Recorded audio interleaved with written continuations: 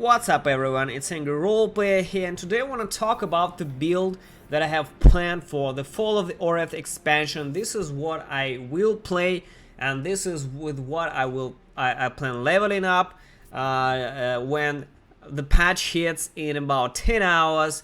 And I don't think I will start playing immediately because, I have life, and on weekends it's very busy actually. But since Monday, this is what I will be playing. It will be the Frostbolt Miner. The Frostbolt Miner is one of the most, if not the most powerful mine versions of the Saboteur Ascendancy for Path of Exile out there in the game.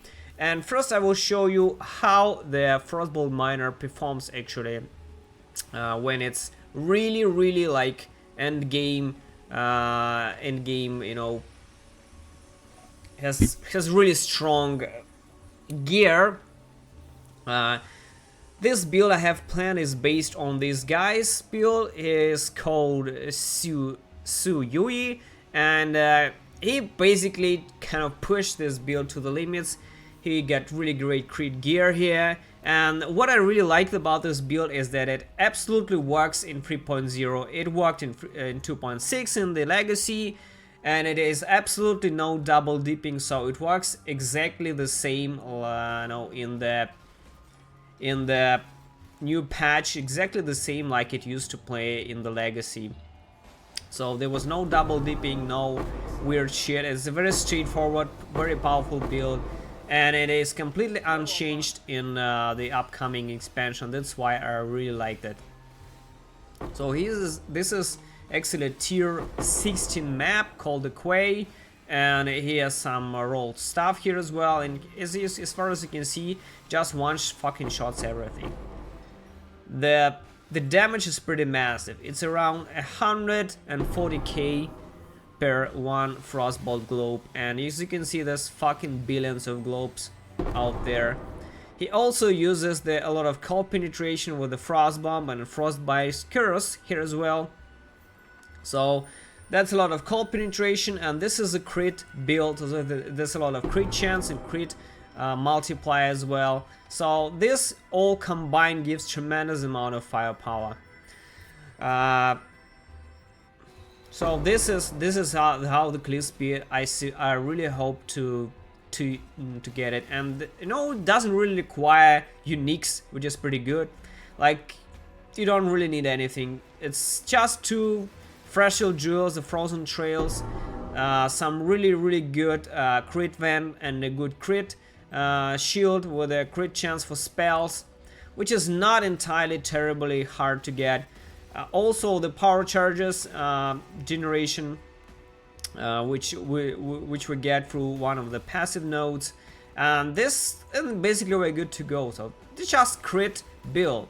It's no crazy shit, no required insane unique items or something like this. It's all pretty straightforward, and this I think that is pretty achievable, and this is why I didn't really decide to do some leveling like a starter build, like something easy like the SRS that people do. I originally I even wanted to play the Sunder because it's very straightforward in a really like melee builds, but I reconsidered. I think that I will be able to sustain myself and to farm currency with just the Frostbolt Miner as the starting build. So I also will be playing the life version of the build. This guy here in the video, he had low life energy shield build here, which is very expansive, and he got chaos encapsulation as well, chaos annihilation.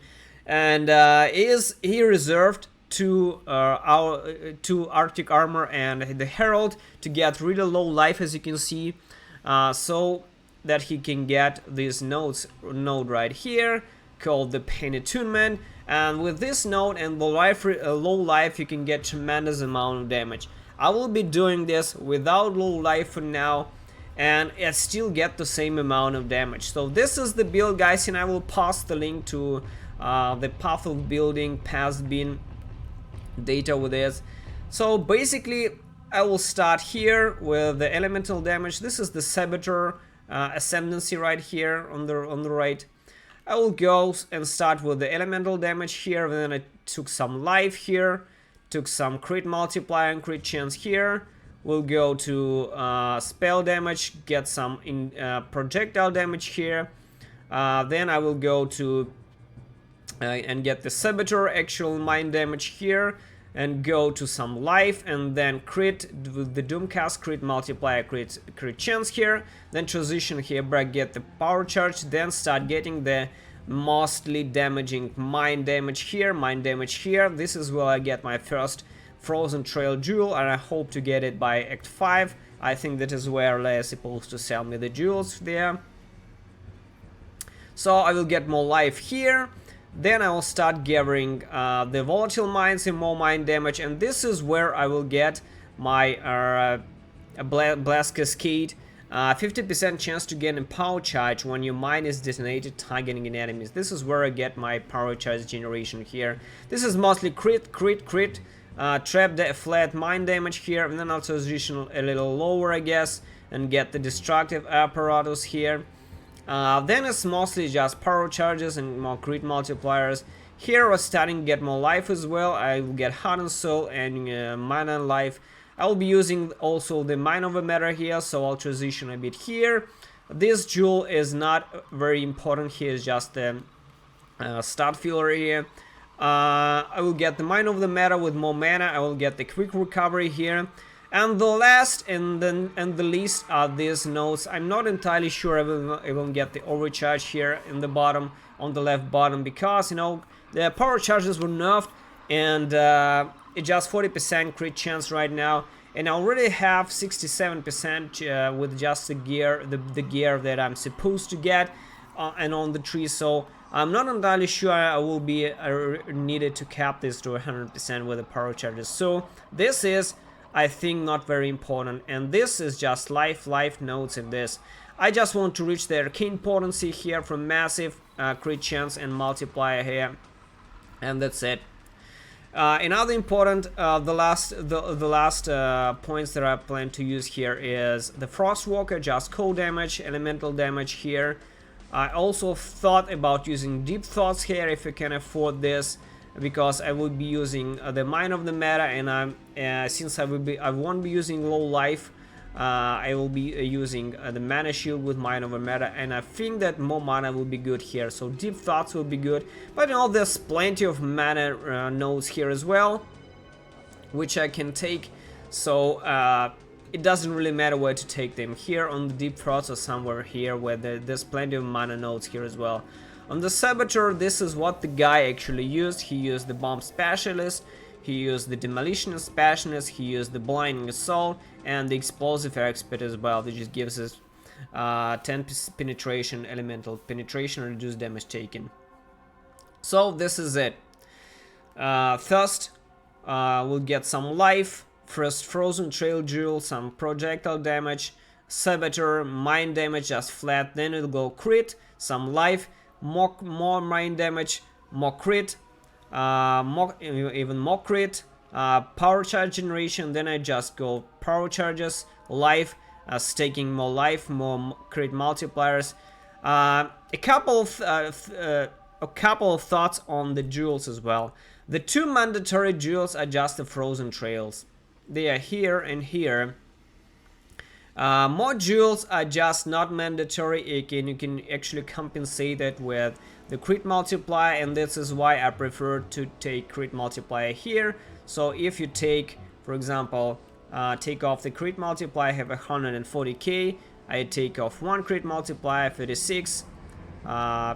So this gives me a lot multipliers here, but I need to reach it here as well. So overall it's not very important, and if you can get, for example, elemental damage here, it also raises a bit damage. So it all depends on the jewels. If the jewels are really good, I can fit them in the build. Like for example, if I get the crit street multiplier with cold skills, elemental, just flat increased damage, then the jewel will be really good. If I won't get the jewels, I will go straight elemental damage and cold damage like the Frostwalker. Hey, it will be absolutely fucking identical than this jewel like this, for example. So This is it. I also thought about using Blasphemy with Frostbite. I will not be casting Frostbite with Flame Dash. Not very good, I think, will be this.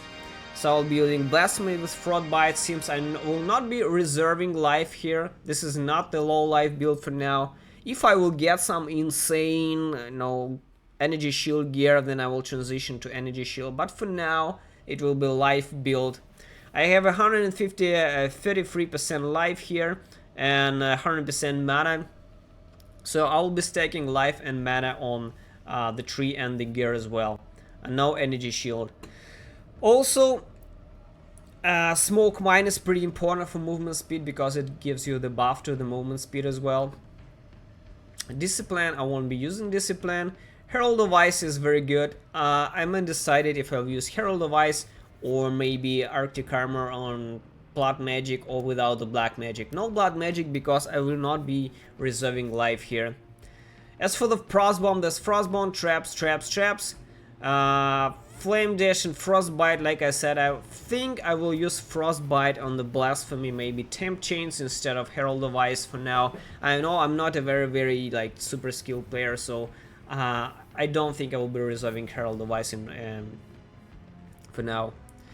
So this is it for now, and the numbers look really promising. And what I changed to the original build that the guy had, he had cold penetration here, but he had plenty of cold penetration. There's Frostbomb and there's Frostbite. These both give cold penetration here, and I decided that cold penetration from Frostbite and Frostbomb is simply enough, and I don't really need cold penetration here. Like for example, if I have cold penetration here instead of elemental focus, with elemental focus I have 140k, where the cold penetration I have 113. So this is also reserves a bit more mana as well.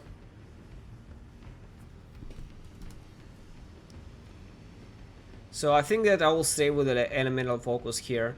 And on the 5 link it will be Frostbolt, Remont Mine, Minefield, Trap and Mine, Damage and elemental focus. Critical strikes are not really mandatory. This will be only on 6 link. This will be 100% more critical strike, but look at this. My crit chance will be much lower without this, so I'm not entirely sure which I will drop for now. But 6 link will be like, the first priority to get, even the cheapest 6 link. So hopefully I will get some exiles really fast and will be able to use crit strikes fully effectively, because it's really important. So this is the build, guys, and as you saw, it clears fucking crazy, like insanely, just fucking evaporates everything.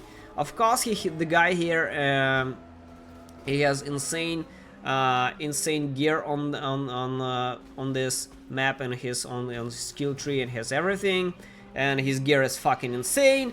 But if I will be able to get some crit spells gear, then I will be somewhat remotely viable, I guess. And I don't really even want to farm like Torment 16 or something. Just Torment 13 or something like this will be really good for me. So this is it, guys. Thanks for watching, and this is the build that I will plan for 3.0, which starts in 10 hours. Thanks for watching. See you soon.